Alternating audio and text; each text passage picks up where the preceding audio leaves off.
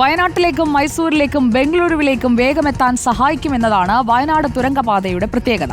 സ്വപ്നപാത യാഥാർത്ഥ്യമായാൽ താമരശ്ശേരി ചുരത്തിലെ യാത്രാ പ്രതിസന്ധിയും തീരും. എന്താണ് തുരങ്കപാതയുടെ പ്രത്യേകത? എങ്ങനെയാണ് നിർമ്മിക്കുക? നോക്കാം. വയനാടിന് അകത്തേക്കും പുറത്തേക്കും സുരക്ഷിതമായി യാത്ര ചെയ്യാൻ 50 വർഷമായി ഉയരുന്ന ആവശ്യമാണ് തുരങ്കപാത. ചുരത്തിലെ അപകടവും മണിക്കൂറുകളോളമുള്ള ട്രാഫിക് കുരുക്കും ഒഴിവാക്കുകയാണ് ലക്ഷ്യം. താമരശ്ശേരി ചുരം കയറാതെ വയനാട്ടിലെത്താനുള്ള എളുപ്പപാത. കോഴിക്കോട് നിന്ന് താമരശ്ശേരിക്ക് 5 മിനിറ്റ് കൊണ്ട് എത്താനായില്ലെങ്കിലും വയനാട് നിന്ന് കോഴിക്കോട്ടേക്കുള്ള ദൂരത്തിൽ കുറഞ്ഞത് 1 മണിക്കൂറെങ്കിലും കിട്ടുമെന്നതാണ് പദ്ധതിയുടെ ഹൈലൈറ്റ്. ആനക്കാമ്പൊയിൽ തുടങ്ങി പശ്ചിമഘട്ട മലനിരകൾക്കടിയിൽ കൂടെ മേപ്പാടിയിലെത്തുന്ന തുരങ്കപാത. മൈസൂരു, ബംഗളൂരു എന്നിവിടങ്ങളിലേക്ക് എളുപ്പമെത്താനാകുന്ന പാത. പദ്ധതി യാഥാർത്ഥ്യമായാൽ സംസ്ഥാനത്തെ ഏറ്റവും നീളമുള്ള തുരങ്കപാതയായി മാറും. രാജ്യത്തെ നീളം കൂടിയ 3ാമത്തേതും.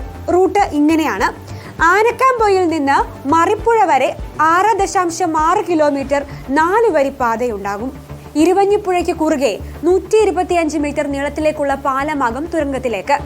പാലം കടന്നാൽ സ്വർഗം കുന്ന് വരെ 2 കിലോമീറ്റർ കൂടി റോഡ്.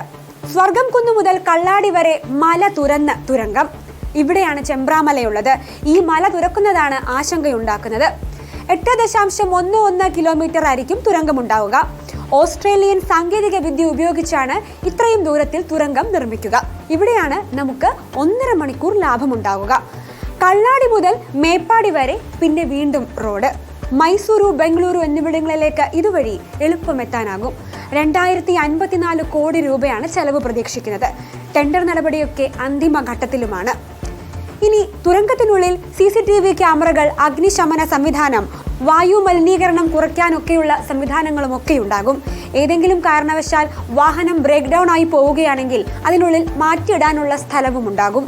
തുരങ്കത്തിനകത്ത് എന്തെങ്കിലും അപകടമുണ്ടായാൽ തുരങ്കത്തിലൂടെ പുറത്തെത്തിക്കാനുള്ള മാർഗവും ഒരുക്കുന്നുണ്ട്. 2132 ചതുരശ്ര കിലോമീറ്റർ വിസ്തൃതിയുള്ള 1/3 ഭാഗം വനഭൂമിയുള്ള കേരളത്തിലെ ആദിവാസി ജനസംഖ്യയുടെ 31% അധിവസിക്കുന്ന വയനാട് ജില്ലയുടെ സ്വപ്ന പദ്ധതിയാണ് ഈ തുരങ്കപാത.